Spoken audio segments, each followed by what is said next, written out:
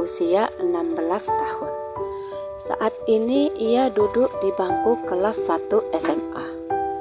Di sekolahnya, Lia terkenal akan kecantikan dan kepintarannya.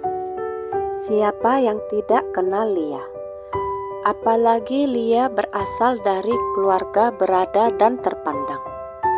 Dengan segala kelebihannya itu, bukannya membuat Lia rendah hati, tapi malah kesombongannya lah yang menonjol. Ia sering sekali merendahkan orang lain dengan bibirnya yang tajam.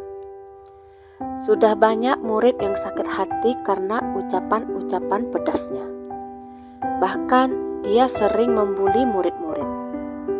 Tapi balik lagi, karena status sosialnya membuat murid-murid bahkan beberapa guru tidak berani padanya. Suatu ketika, kelas Lia kedatangan murid baru.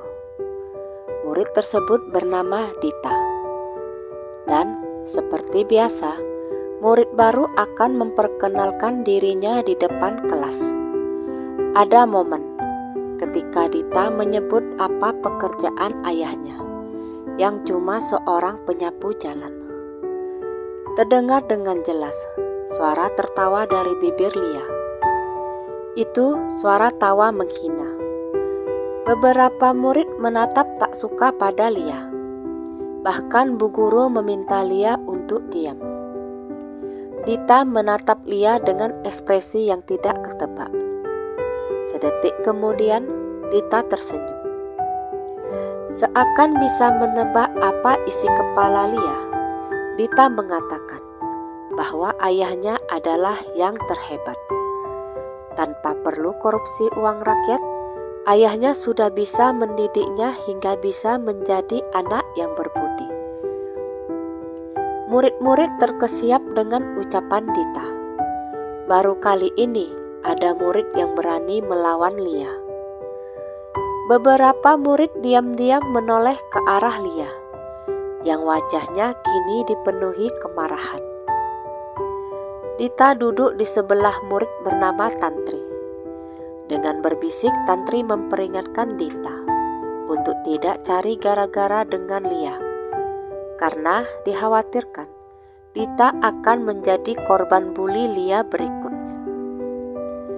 Dita hanya tersenyum, lalu berkata, "Kalau dia melakukan hal itu, maka aku akan melakukan hal yang sama padanya." Tantri melongo mendengar ucapan Dita. Lalu ia lagi-lagi memperingatkan Dita. Kalau keluarga Lia adalah keluarga terpandang di kota mereka. Tapi lagi-lagi Dita menjawab, kalau ia tidak peduli Lia berasal dari keluarga yang seperti apa. Ternyata ucapan Tantri menjadi kenyataan. Lia mulai melakukan perundungan pada Dita. Tidak hanya verbal, Lia mulai main fisik. Tapi untuk kali ini, Lia sepertinya salah menetapkan target. Awalnya Dita hanya diam. Dita tidak bisa lagi mentolerir tingkah Lia ketika Lia mulai mengejek ayahnya, yang hanya seorang penyapu jalan. Dan untuk pertama kalinya, Lia pun harus merasakan tamparan di pipinya. Dita telah menampar Lia, tepat di hadapan murid-murid lainnya. Lia yang tidak terima melakukan pembalasan, sehingga mereka berdua pun terlibat dalam pergumulan. Murid-murid lainnya berusaha memisahkan mereka berdua, yang saling berusaha menyakiti satu sama lain. Imbas dari kejadian itu, mau tak mau Dita dan Lia harus mendatangkan orang tua mereka ke sekolah atas perintah kepala sekolah. Baik Dita maupun Lia sama-sama mendatangkan ayah masing-masing. Dan hal yang tidak disangka-sangka pun terjadi. Ternyata ayah Dita mengenal ayah Lia. Mereka berdua dulunya teman satu sekolah. Mereka berdua bahkan berpelukan hangat saat bertemu dan membuat bengong Dita, Lia, bahkan kepala sekolah itu sendiri. Saat Pak Kepala Sekolah menceritakan apa yang sudah dilakukan Dita dan Lia, kedua ayah ini berjanji hal itu tidak akan terulang lagi.